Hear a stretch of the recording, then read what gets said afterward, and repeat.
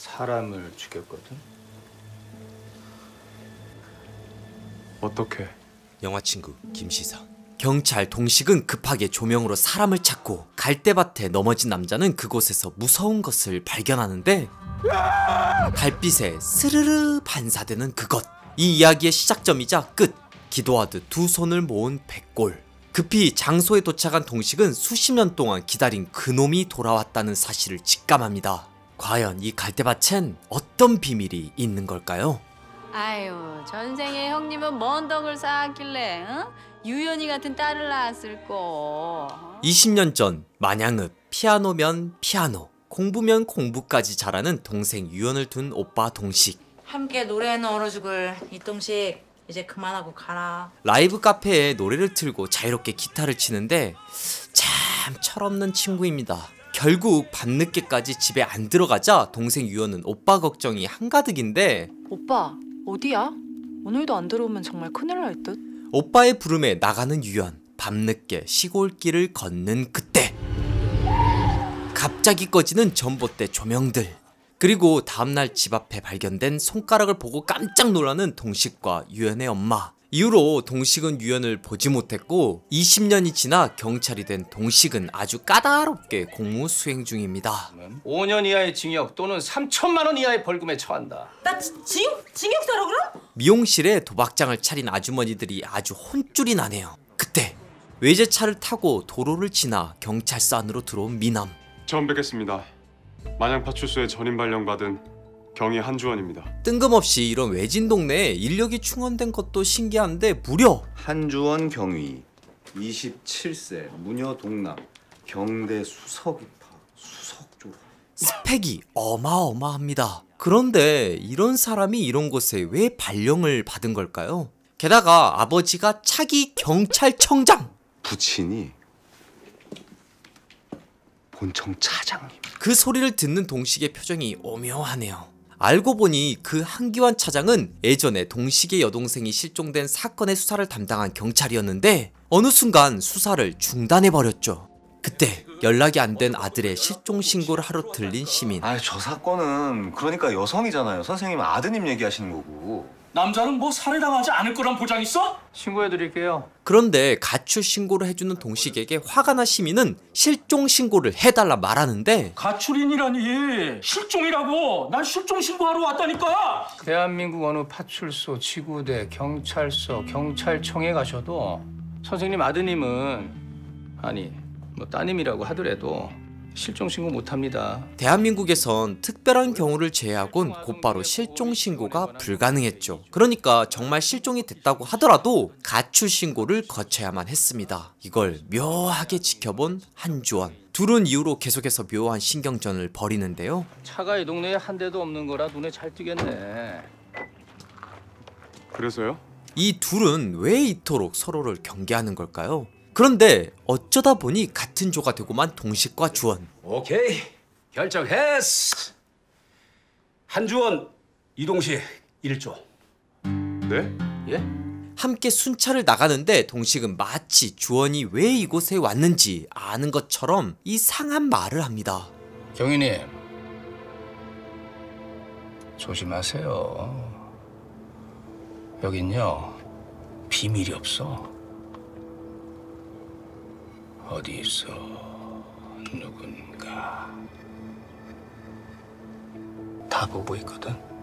동식은 무엇을 알고 있는 걸까요? 주원은 굳이 왜 이 동네로 온 걸까요? 첫 회식에 참석하기 위해 주원은 정육점 앞에 차를 대는데 창문 내려봐요. 마냥파출소? 네?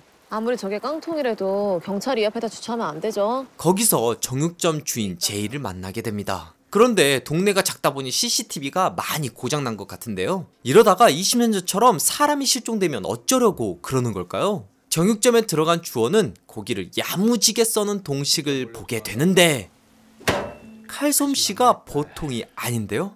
집에 돌아온 주원은 한편의 마련된 공간에서 20년 전 일어난 사건을 조사합니다. 같은 유형으로 실종되고 훼손된 피해자들.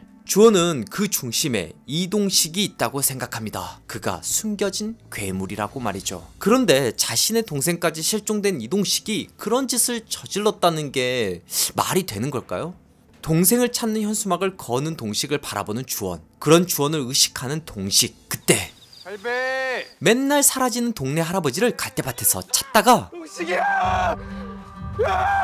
달빛에 스르륵 반사되는 그것. 기도하는 두 손을 모은 백골을 발견하게 된 동식.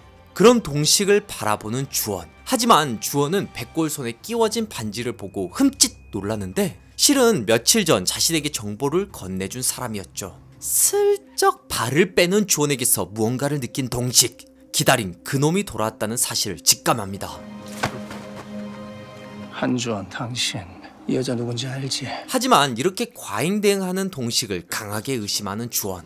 내가 궁금한 게 하나 있는데 이유연 씨 말이에요. 경사님 동생. 경사님이 진짜 안 죽였어요? 20년 전에 일어난 연쇄 실종 사건, 그리고 다시 시작된 끔찍한 사건들. 주원은 동식을 의심하고 동식은 주원이 뭔가를 숨기고 있다고 생각하는데 과연 이 연쇄 실종 사건의 범인은 누구일까요? 아니면 또 다른 존재가 있는 걸까요? 현장 조사가 이루어지는 가운데 경찰들은 모두 당황합니다. 왜냐하면 갈대밭 주변에 제대로 된 CCTV가 없습니다. 뭔 소리야? CCTV?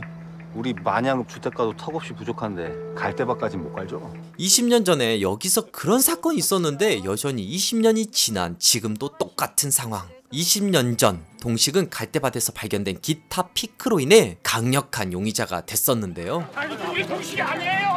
우리 동식이 아니라니까요. 뭔가 잘못된 것 같은데. 현장에서 확실한 증거가 나왔다니까요. 지금은 경찰이 됐죠. 기억이 가물가물한 동네 사람들은 여전히 동식을 오해하고 있습니다. 캬 오빠가 죽였다고 했잖여. 그 마냥 가던 아들내미. 아유 걔 이름이 뭐더라? 아이고 그래 동식이. 그런 소리를 듣고도 아주 편하게 만나게 면을 후루룩 먹는 동식. 동식은 이런 오해를 오랫동안 받아왔습니다. 동생이 실종된 그 사건 이후로 가족은 풍비박산 됐는데 아버지는 사라진 딸이 돌아올 거라 믿고 매일을 기다렸다가 그대로 언체로 세상을 떠났고 엄마는 눈만 떠있는 상태로 살아있습니다. 하긴 딸은 사라지고 아들은 용의자가 됐으니 어떤 부모가 제정신으로 살겠어요. 순찰을 하다가 정신 이상이 있는 시민을 보호하게 되는데 냉랭하게 시민을 대하는 주원과 달리 동식은 따뜻하게 그를 대해줍니다. 어쩌면 주원은 사람을 잘못 봤는지도 모릅니다. 마을엔 의심스러운 사람이 한둘이 아니니까. 동식아 왜 또 이러고 있어? 매일처럼 동식의 어머니를 돌보는 진묵은 불편한 몸으로 마냥 슈퍼를 운영하고 있는데요. 예전에 동식이 부모님에게 큰 도움을 받았기 때문이죠. 그때 진묵의 골치 아픈 딸 민정을 클럽에서 발견한 동식. 아무 사이 아닌 여자 정신 잃도록 맞을 때까지 냅둔 거 나쁜 짓 아니고? 방 안에 있는 남자를 아주 혼을 내줍니다. 여기 어떻게 오셨어요? 민정을 경찰서에 잡아둔 동식은 입 다물고 자라. 술 안 끼면 너 여기서 오늘 못 나가.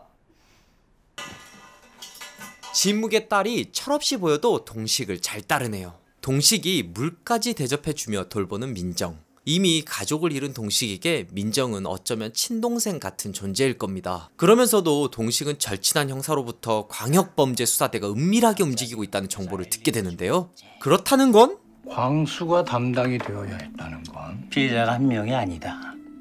실험 불분명한 불체자. 그것도 여성만 노린. 연쇄살인. 동식은 동식대로 20년 만에 돌아온 그를 쫓는데요. 과연 그 괴물은 누구일까요? 그때 경찰서로 나와 어두운 길을 걷는 민정. 급히 동식은 전화를 거는데 밤새고 원종일 한 지붕 아래 있고도 모자라? 시끄러워. 너 지금 어디야? 민정 앞으로 누군가 다가오고 그 사람을 보고 묘한 표정을 짓는 민정. 다음날 아침 동식을 감시하듯 주변에 머문 주원은 동식과 함께 편한 차림으로 순찰에 나서는 그때 거기서 20년 전 잘린 손가락과 동일한 방식으로 나열된 채 올려진 손가락을 발견한 동식과 주원. 그걸 보고 과거가 떠오른 동식은 실신할 정도로 고통스럽게 분노합니다. 정말 그 괴물이 돌아왔음을 두 사람에게 알린 걸까요? 과연 두 사람이 쫓는 괴물은 누구일까요? 그 전날 밤 손가락에 올려진 장소에 얼굴을 가린 채 나타난 그놈. 손가락을 가지런히 올려둔 채 그걸 바라봅니다. 경찰 동식이가 말이죠. 오늘 소개한 JTBC 드라마는 괴물입니다. 20년 만에 실종 사건이 벌어진 마냥에서 괴물 같은 동식과 주원의 심리 싸움이 펼쳐지는 드라마인데요. 처음엔 형사물로 접근했는데 보면 볼수록 두 인물의 심리가 어떤 식으로 변화하는지 보는 게 흥미로운 드라마였어요.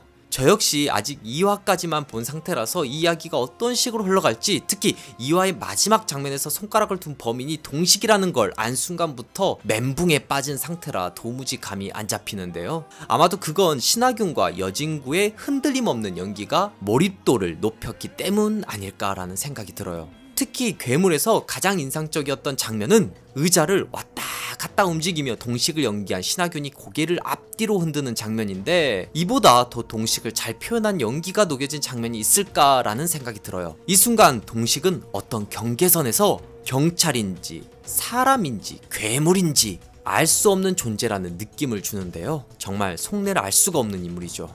그 대척점에 존재하는 경위 한주원 역시 만만치 않은 인물입니다. 갈대밭에서 해골이 발견된 순간 살짝 발을 빼는 주원을 향해 동식은 그 즉시 길을 제압하는데, 이에 질세라 주원 역시 동식에게 질문 하나로 다시 힘의 균형을 맞춥니다. 내가 궁금한 게 하나 있는데 이유연 씨 말이에요. 경사님이 진짜 안 죽였어요? 마치 이 둘은 흑과 백 바둑돌처럼 서로의 영역을 조금씩 침범하며 심리 싸움을 벌이는데, 이게 시청자 입장에서는 큰 재미입니다.